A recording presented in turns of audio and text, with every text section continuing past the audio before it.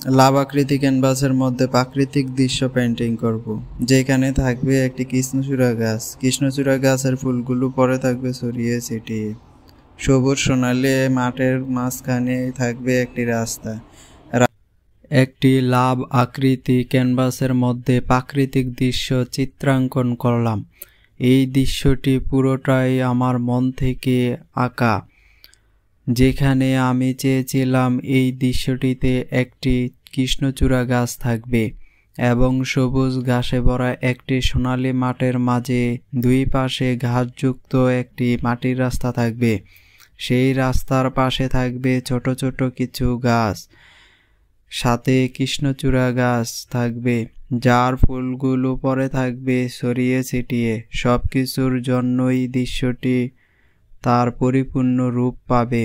আশা করি আপনাদের কাছে আমার কল্পনার দৃশ্যটি খুব ভালো লেগেছে। ভালো লাগলে একটি লাইক, কমেন্ট, শেয়ার করে দিবেন। ধন্যবাদ।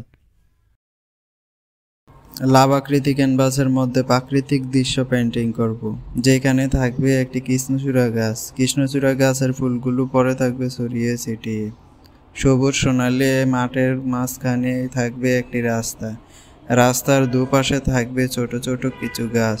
দেখতে অপরূপ সুন্দর প্রাকৃতিক দৃশ্যগুলো ফুটে উঠবে এবং পাশেই থাকবে একটি পুকুর, যেখানে সবুজ কালারের মধ্যে আকাশি রঙের জলগুলো থাকবে।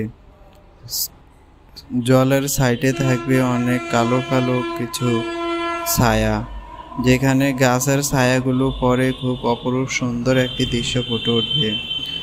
কৃষ্ণচূড়া ফুলের গাছ দেখে মনটা ভরে যাবে। এরকম দৃশ্য কার কার পরিচিত আছে আপনারা অবশ্যই আমাকে কমেন্টের মাধ্যমে জানাবেন।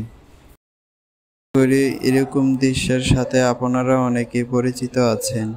কারা কারা এই দৃশ্যের সাথে পরিচিত আছেন তারা অবশ্যই আমাকে কমেন্টের মাধ্যমে জানিয়ে দিবেন। ধন্যবাদ।